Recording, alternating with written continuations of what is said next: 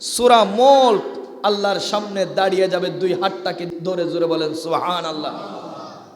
আল্লাহ বলবেন, ও সূরা মুলক, জবান খুলে দিলাম, বলো কি সমস্যা?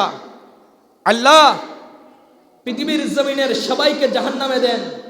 আল্লাহ, আমার কোনো এতরাজ নাই, আমার কোনো বলার সুযোগ নাই, তবে আল্লাহ ওই ফুলান ইবনে ফুলান হেলাল চৌধুরী পাড়া এলাকার অমুকের ছেলে অমুকটা প্রত্যেকটা দিন প্রত্যেকটা রাত আমি সূরা মুলককে তেলাওয়াত করতো। জোরে বলি আল্লাহু আকবার।